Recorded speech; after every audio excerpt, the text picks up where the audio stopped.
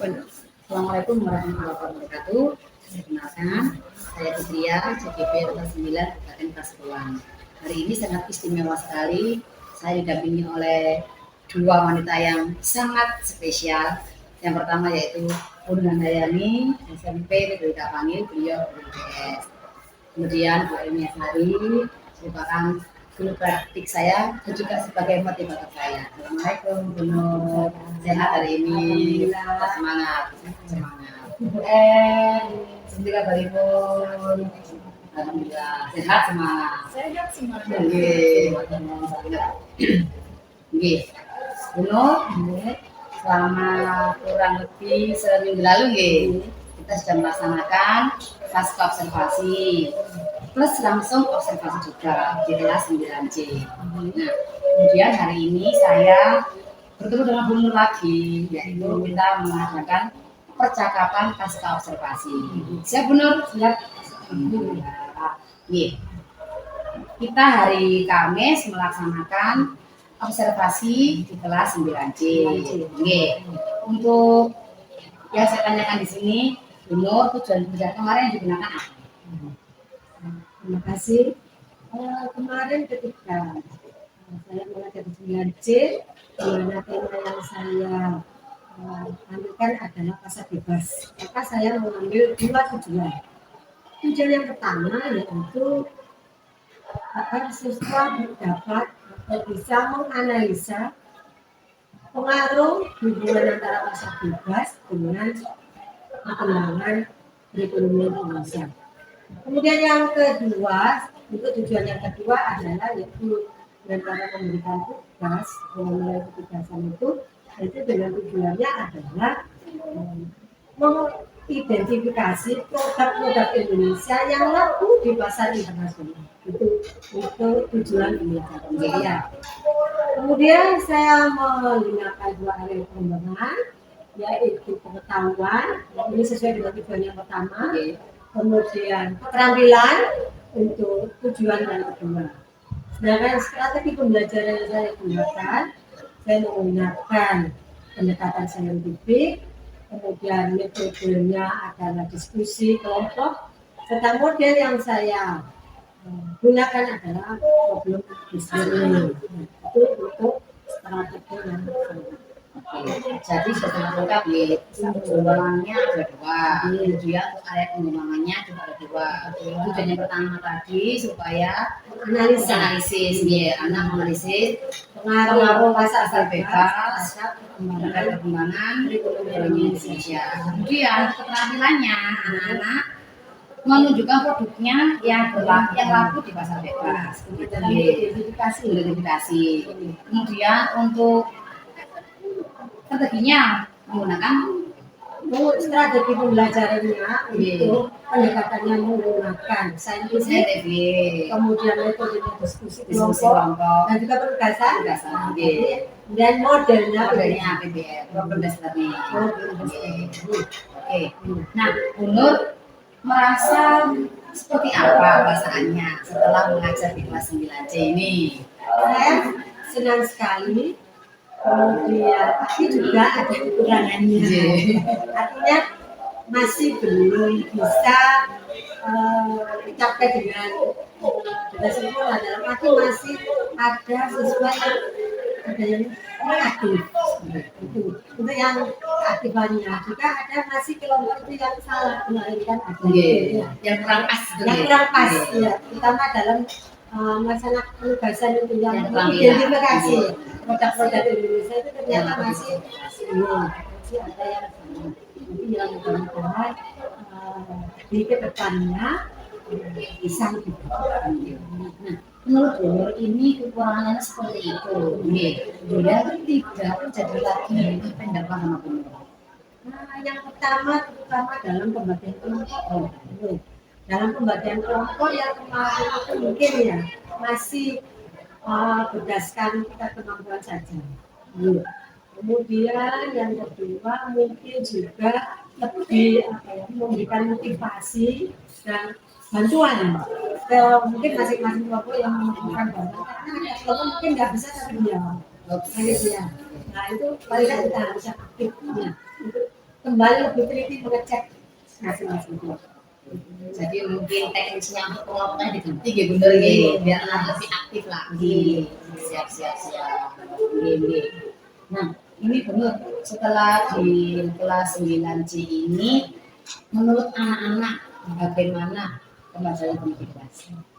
Nah, karena kemarin itu kan ada penugasan, jadi tidak hanya diam mengerjakan saja, ada bergerak yang mungkin sedikit itu yang membuat anak-anak lebih suka dengan membuat polling itu. Bagian sebenarnya. Nah, ya itu karena apa? Tidak perlu hanya mengerjakan tugas dalam arti menjawab pertanyaan, karena ada gambar-gambar, kemudian ada aktivitas menempel. Ya. Nah itu mungkin yang membuat anak-anak lebih senang daripada yang konvensional biasanya itu.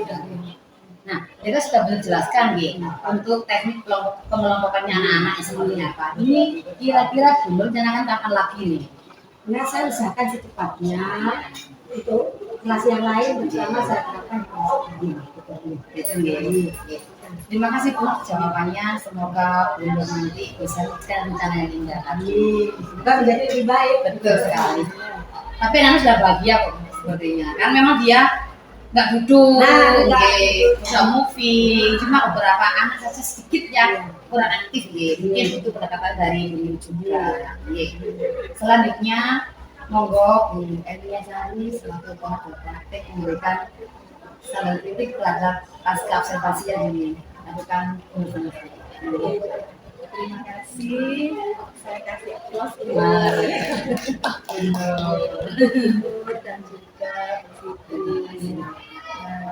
menurut pengamatan saya sudah bagus sekali karena di situ tadi adanya proses kemitraan. Bu Fitri bisa menggali pertanyaan supaya tujuan pembelajaran rekan sejawat bisa dilanjutkan. Ya. Selanjutnya memberi penekanan, mengulang kembali dari tujuan pembelajaran rekan sejawat. Itu masuk di proses kreatif. Proses kreatif juga dimunculkan yaitu Bu Fitri bisa menggali pertanyaan sehingga umur ini bisa merefleksikan diri. Dan yang lebih lagi yaitu di poin penilaian yang ketiga yaitu memaksimalkan potensi dan rekan sejawat, di mana Bu Fitri bisa menggali pertanyaan sehingga muncul ide-ide dari umur untuk melakukan perbaikan berikutnya. Dan membuat rencana perbaikan sudah bagus. Artinya Bu Fitri juga tadi sempat mengambil kesimpulan ya. Nah, ini aja nanti ditekankan lagi kesimpulan akhir dari rencana aksi. Tapi tadi sudah nampak sudah bagus. Jadi sukses dan aplaus. Terima kasih Bu Emilia masukannya, nanti juga PR buat kita lagi ya bener ya. Mungkin nanti Bunur sama temen yang lain juga kita dari PLSBS juga Bu di sini. Mungkin dengan melihat model yang lain selain Bunur juga nanti kita bisa menambah wawasan juga pakai ini. Observasi kita membicarakan pakai model apa, misalnya seperti apa. Bagi saya itu kan tambahan masukan. Artinya biar tidak monoton, kita menambah di wawasan saya gitu. Kita prepare pokoknya sebelum observasi itu kita ngobrol sama Bunur kira-kira apa ini seperti itu. Tapi di belakang juga itu Bu sudah kita memang kalau kita pakai A nanti efeknya bagaimana. Kalau kita pakai plan B bagaimana seperti itu.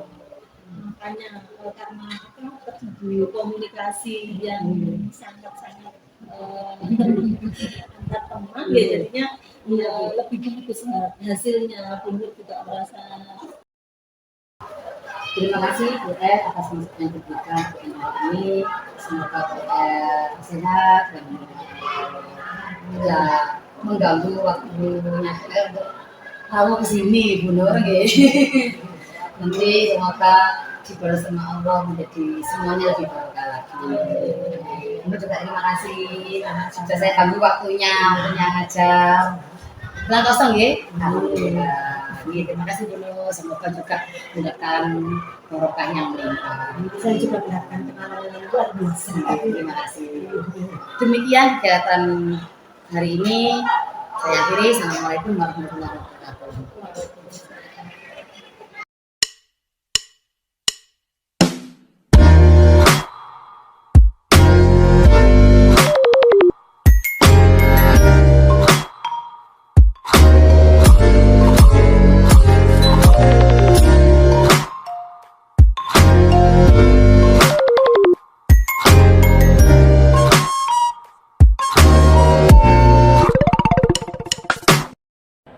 Assalamualaikum Bu Nur. Waalaikumsalam.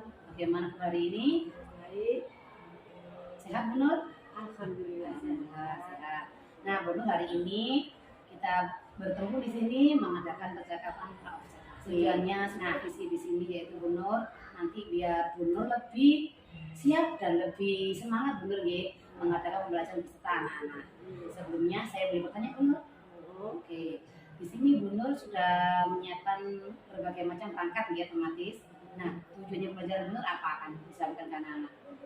Saya mengambil materi tentang pasar bebas.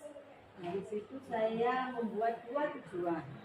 Yang pertama, tujuan yang pertama adalah menganalisa pengaruh pasar bebas bagi perekonomian Indonesia.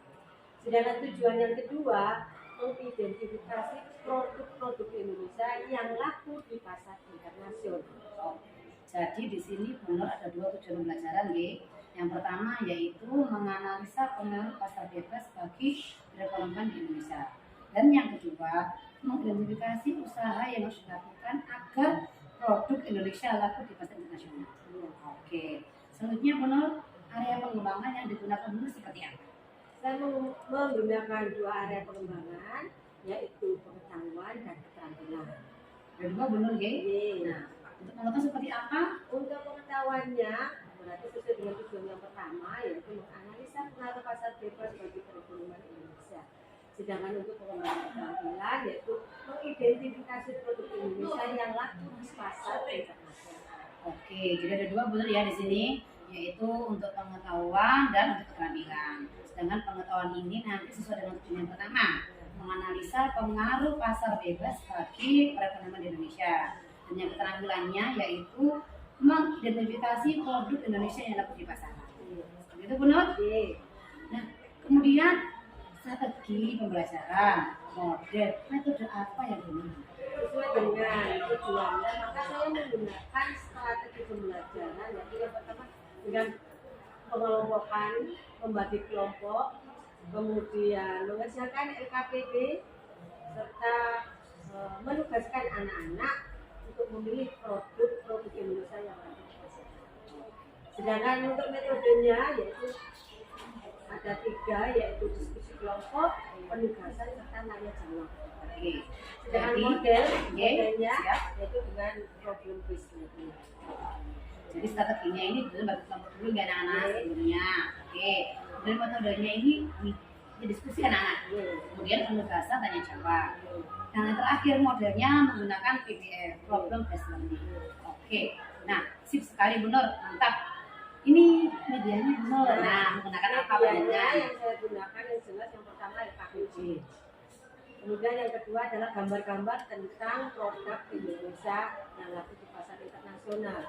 Karena saya juga menggunakan PowerPoint, maka saya juga menggunakan laptop. Oke. Jadi medianya ini benar menggunakan PowerPoint, dan pastinya dibantu laptop, LKPD, kemudian gambar-gambar nantinya akan dihasilkan anak seperti itu. Oke, sip Bu Nur. Nah, kira-kira Bu Nur ini apa observasinya agar saya bisa mengamati panjenengan di kelas? Saya akan masuk ke kelas 9C hari Kamis tanggal 25 Januari 2024 jam 5.06. Oke, saya ulang benar ya. Jadi nanti pembelajaran yang bisa saya supervisi di kelas dan saya akan mengamati yaitu di hari Kamis 25 Januari 2024 di kelas 9C jam ke-5.06. Seperti itu Bu Nur? Oke.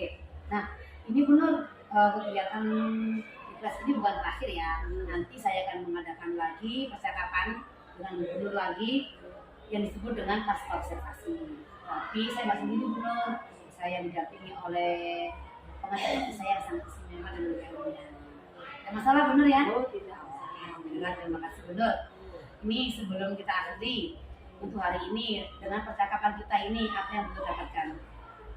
Saya akan menjadi lebih mengetahui gambaran apa yang saya lakukan nanti di kelas. Kita tahu tujuannya, media yang saya kembangkan, serta metode yang saya gunakan. Paling tidak saya akan menjadi lebih siap untuk tampil nanti di anak-anak dalam mengajar. Oke, mantap Bunur. Terima kasih Bunur waktunya, maaf sudah mengganggu ya. Nah, kita akan ketemu lagi di observasi dan pasca observasi. Terima kasih. Assalamualaikum Bunur. Assalamualaikum warahmatullahi wabarakatuh.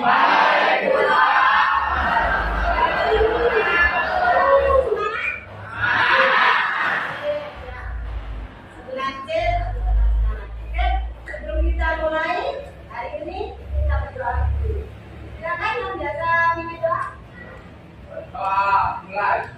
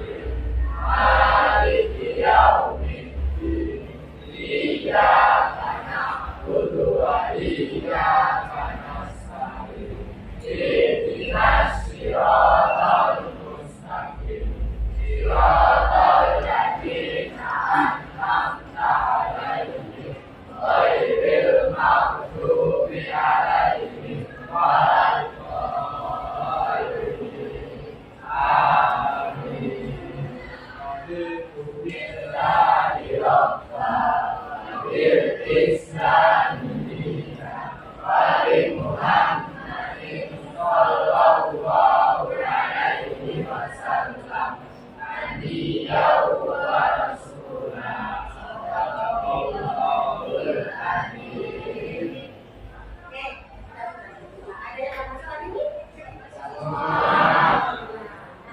Pagi ini kita melanjutkan materinya seperti yang kemarin kalian sudah mempelajari tentang ekonomi, di mana kita merupakan salah satu tulang punggung perekonomian Indonesia.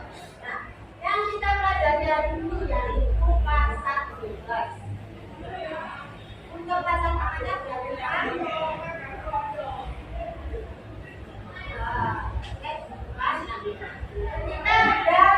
Kita ada kata-kata pasar bebas. Pernah dengar istilah pasar bebas?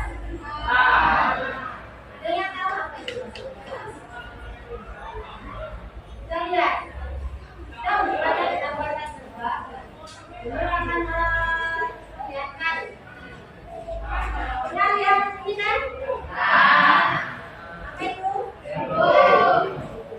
Itu ada tanda apa bawah. Itu berarti mereknya dari perusahaan. Dari mana itu? New York. Nah, New York itu negara merupakan salah satu kota di negara Amerika Serikat. Berarti barang ini bukan buatan Indonesia, betul? Kok bisa sampai ke Indonesia? Nah, betul. Dan kita lihat lagi bulan berikutnya, yaitu kira-kira gambar apa itu? Nah, Indonesia kira-kira punya hasil itu? Satu-satu hasil yang terbaik. Nah, ini sudah pertama yang kopi luas, karena tidak ada negara lain yang menghasilkan kopi luas seperti Indonesia. Dan itu sangat mahal, walaupun kadang-kadang orang ada di sini ya. Berikutnya, ini adalah salah satu. Nah, dengan kalau bentuknya seperti itu pasti sudah tahu versinya apa. Hermes. Hermes itu untuk edisi yang ini itu bisa menjadi satu rumah. 673 juta. Nah, kayaknya ini anak biasa tidak. Nah, ini. Kita bisa menyanyi karena adanya. Nah, kok bisa barang-barang ini?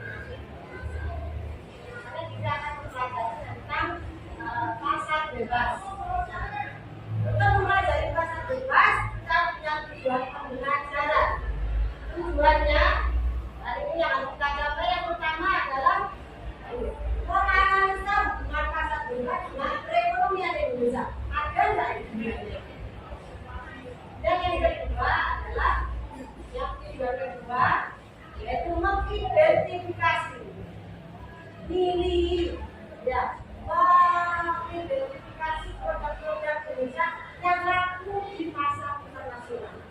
Ini dua tujuan yang harus kalian capai. Kita lihat sekarang. Nah, pasar bebas tadi. Kalau ada ini, apa yang di benak kalian? Apa itu pasar bebas?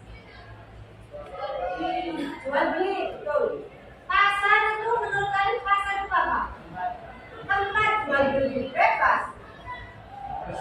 Nah, bebas artinya itu tidak terbatas, tidak terikat. Nah, kenapa muncul pasar bebas? Nah, adanya pasar bebas karena pertama adanya kendala kegiatan eksim. Apa eksim? Ekspor. Jadi karena ada kendala ekspor itu.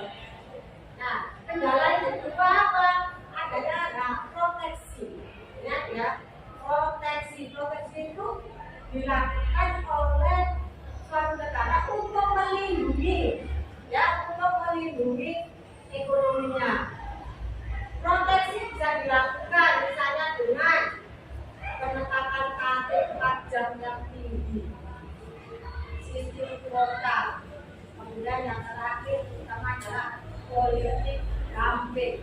Masih ingat ya? Politik dumping. Nah, inilah yang kemudian mengakibatkan kenapa pasar bebas terjadi. Nah, ini mengharapkan agar arus barang itu bisa mudah. Jadi karena adanya proteksi itu, maka negara-negara bersepakat untuk mengurangi kendala-kendala itu. Maka itu adalah pasar bebas agar arus barang baik yang kita jual maupun kita beli itu tidak terlalu kendala adanya proteksi tadi. Untuk pasar bebas itu ternyata tidak hanya barang saja, tetapi juga tenaga kerja. Tenaga kerja boleh masuk ke negara lain lebih bebas. Saya tanya nanti, nggak mau kerja di Indonesia, mau kerja di luar negeri. Jadi itu, ya orang luar negeri juga itu boleh kerja di Indonesia sama-sama karena sudah ada kesepakatan, sudah ada beberapa ya organisasi ekonomi dunia yang membentuk kemudian pasar bebas. Nah, untuk mengetahui lebih banyak tentang apa itu pasar bebas, kalian bisa nanti mencari apa itu, mendalami apa itu pasar bebas. Ya, sesuai dengan tujuan menganalisa hubungan pasar bebas dengan fungsi perlindungan Indonesia. Ya, yaitu kalian dengan membentuk kelompok, ya, membentuk kelompok seperti yang sudah kita tangani sudah dua ini ya, kita bentuk kelompok 1, 2, 3, 4, 5, 6, 7, 8, ada 8 kelompok. Masing-masing nanti akan mengerjakan tugasnya, ya. Nah, saya membagikan dulu. Kita bisa dibagi satu kelompok, satu ini. Nanti apa itu? Ini nanti untuk mengenai produk Indonesia yang diterima di pasar internasional. Mungkin kalian ada yang sudah tahu kira-kira produk apa, ada yang tidak tahu. Ternyata ini termasuk sudah menjelajah ke dunia. Nah, selain kalian itu, nah, dapat itu, nanti kalian tempelkan gambar-gambar yang ada di sini sesuai dengan tempelan. Ya, nah, lalu satu kelompok saya kasih surat perintah sama semuanya. Nah, apa yang nanti dilakukan? Perhatikan. Ayo sudah terima boleh di sini.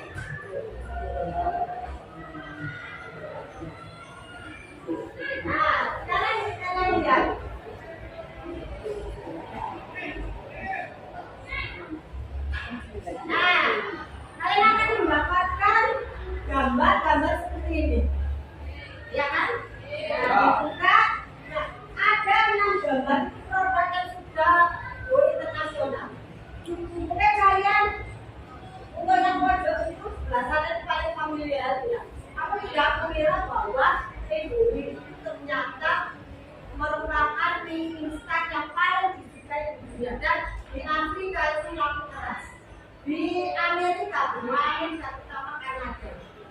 Inggris, di Prancis itu penjualan Indomie sangat laris dan mengalahkan asal mie negara asal mie itu yaitu Cina. Jadi produk dari Indonesia, terutama kira-kira menurut kalian rasa apa yang paling favorit? Yang ternyata yang paling favorit adalah mie goreng. Rasa mie goreng kalian yang nah, di sini ada kelapa sawit, kemudian minyak bumi, mie instan, ini batu bara, kemudian ini kayu. Apa? Kayu, kemudian yang itu 5 resin terutama adalah dari batik, ya. Batik itu sudah merupakan salah satu ikon Indonesia yang sudah ke mancanegara. Nah, sekarang apa yang kalian lakukan? Ada 3 yang kalian harus memilih apa memilah-milah. Yang pertama, pilihlah gambar yang termasuk produk ekspor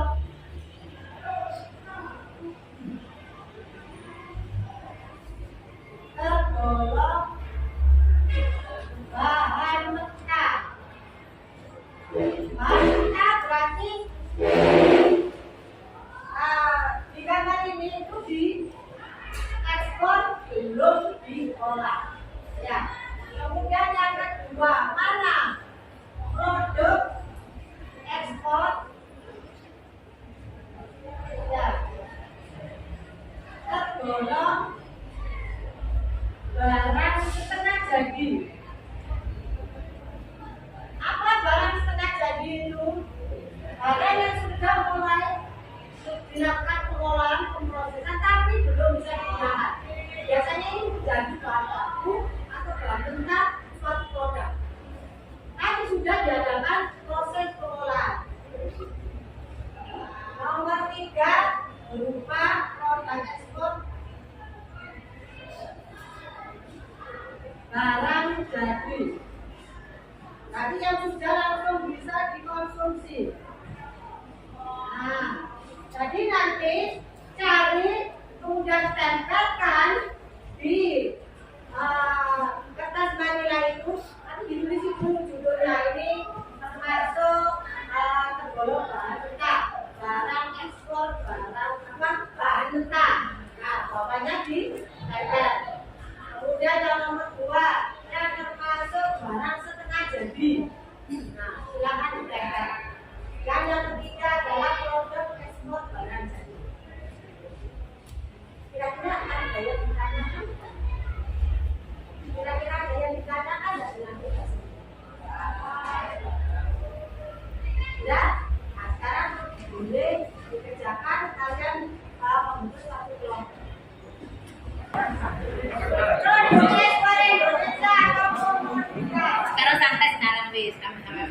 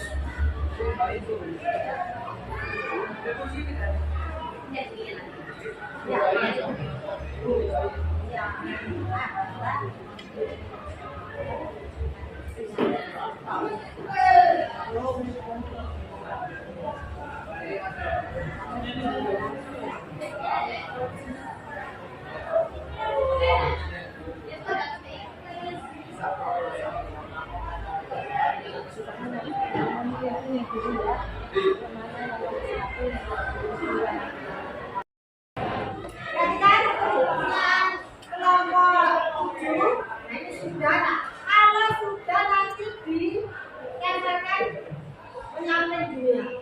Ya, naklik ke bawah sesuai dengan nomor urutan itu. Ya, mana apa produknya? Saya ini nomor 1, ini sama ini.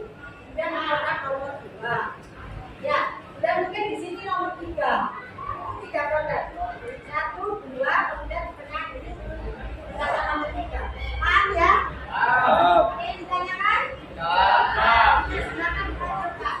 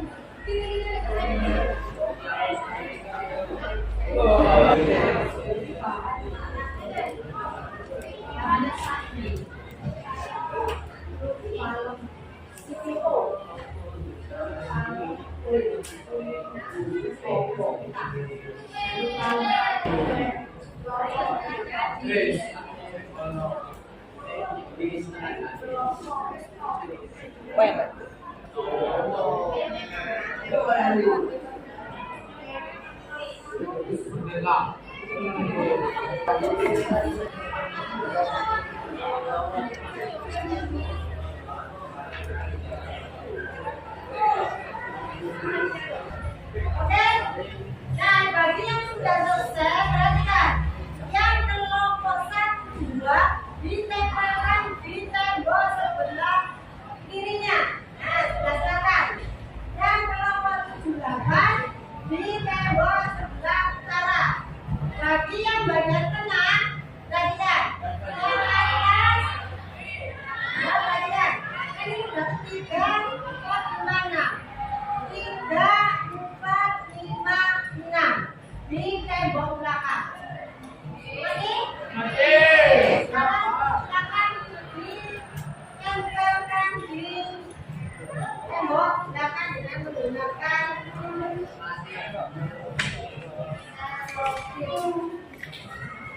ada yang sudah bawa? Oke, kalau punya yang sudah bawa langsung silakan tempel. Yang sudah selesai, silakan tempel.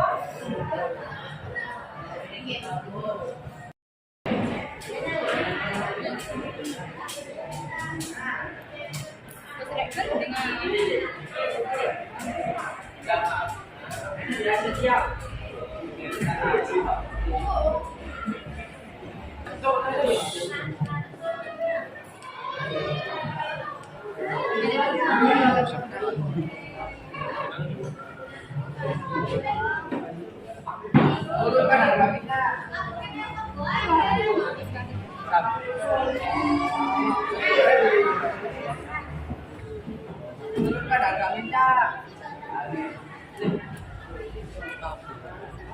Nah, yang tengah sih. Ayo sudah yang sudah.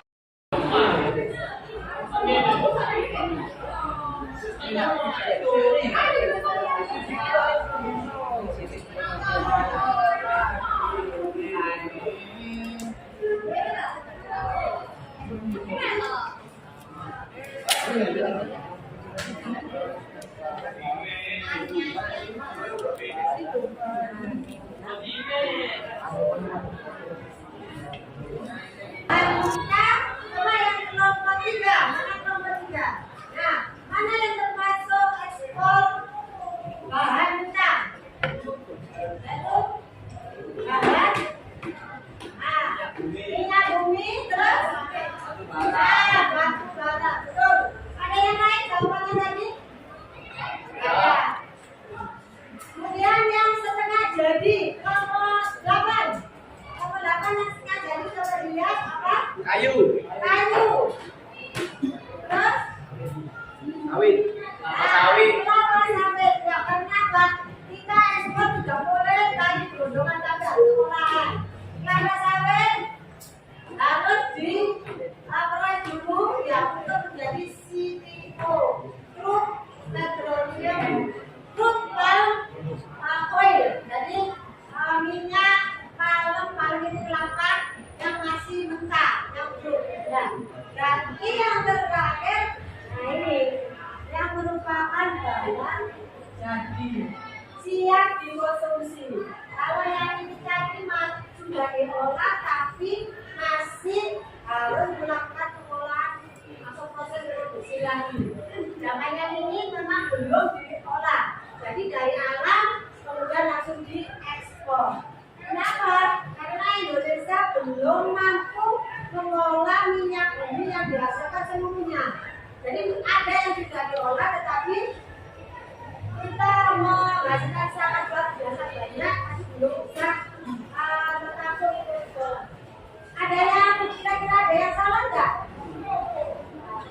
Nah, ini yang kita ketahui tadi tentang tujuan yang kedua bahwa kalian bisa mengidentifikasi, ya, mengidentifikasi produk-produk yang laku di pasar. Bagaimana?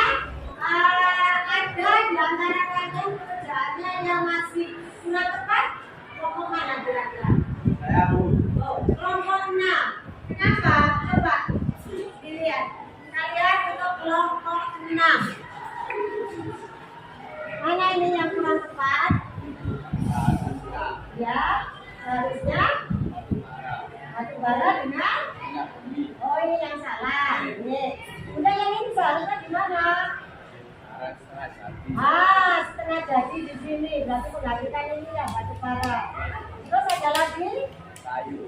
Oh, kayu. Masuk di? Setengah jadi. Masuk setengah jadi. Oke. Kemudian barang jadi. Kalian ini betul apa salah? Betul. Berarti kurang? Indomie harus ini. Ya. Satu kelompok ya. Kamu masih belum tepat. Nah, sekarang sudah bisa membetulkan. Nah, yang lainnya berarti sudah mengerti kan? Ya. Nah, sekarang untuk langkah kedua kita adalah mengerjakan LKPD. Nah, di langkah terakhir kita memahami pasar bebas. Saya mengerjakan LKPD. Silakan cari di buku paket jawabannya kalian diskusikan ke saya akan membagikan tentang LKPD ini. Saya beri waktu untuk mengerjakan itu 25 menit. Ada 4 soal. Jadi rata-rata 5 menit dengan sekali waktu 5 menit juga.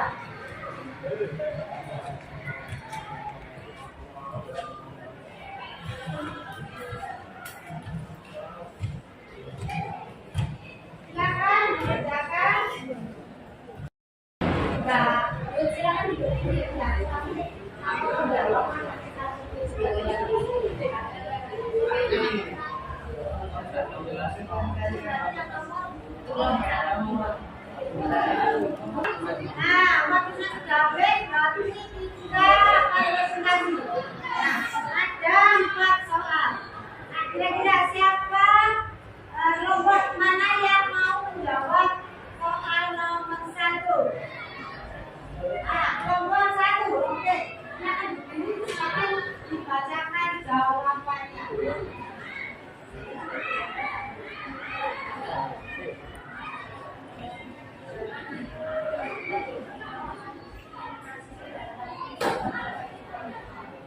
Menurut nomor 1 bahwa pasar bebas atau perdagangan bebas adalah kebijakan pemerintah yang tidak melakukan diskriminasi terhadap barang ekspor pemerintah. Nah, ada yang jawaban yang lain? Jawaban yang lain? Enggak. Oke, baik, kita lanjutkan ke soal nomor 2. Nomor mana yang mau presentasi itu? Soal nomor 2, silakan angkat tangan. Silakan. Jadi jalannya didengarkan. Apa manfaat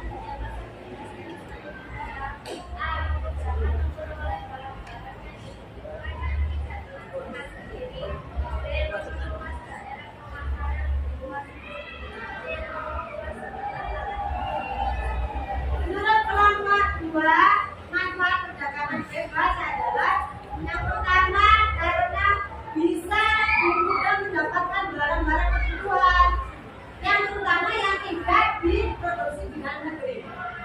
Yang kedua juga adalah bisa memperluas pemasaran, daerah pemasaran. Yang ketiga adalah juga mempermudah dan memperluas lapangan kerja. Mungkin ada tambahan yang lain? Mana kalau kita yang ketiga?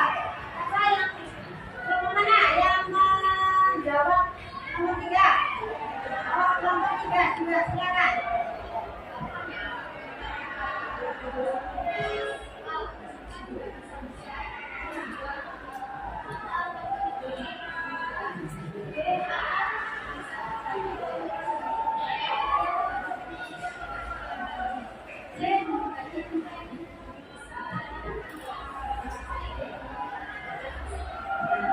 Menurut nomor 3, dampak negatif pasar bebas adalah yang pertama bisa menimbulkan kebangkrutan kalau tidak bisa bersaing dengan barang-barang luar negeri yang masuk ke negara kita.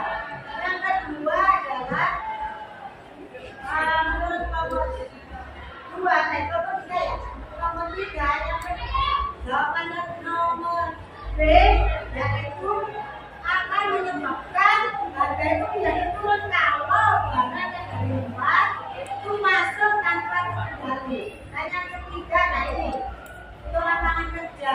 Lapangan kerja akan semakin sulit dalam bersaing. Karena apa? Karena bersaing tidak hanya dengan tenaga kerja dalam negeri, juga tenaga kerja yang datang dari luar negeri. Ada yang bisa kalian tambahkan? Itu yang jawaban soal nomor 3. Ada jawaban yang tambah lagi? Itu kan banyak ya, bisa kalian tambahkan lagi. Anak-anak kita sudah mengerjakan 4 soal dan juga kalian tambahkan soal-soal lagi. Sehingga paling tidak kita bisa mengambil kesimpulan apa itu pasar bebas. Ya, ada yang masih ingat pasar bebas? Ada yang masih ingat? Asal jual beli. Perdagangan bebas antar negara. Nah, dari sini kalian ada manfaatnya, ada dampak negatifnya. Dari sini tadi, maka kalian dari sini bisa mengambil pelajaran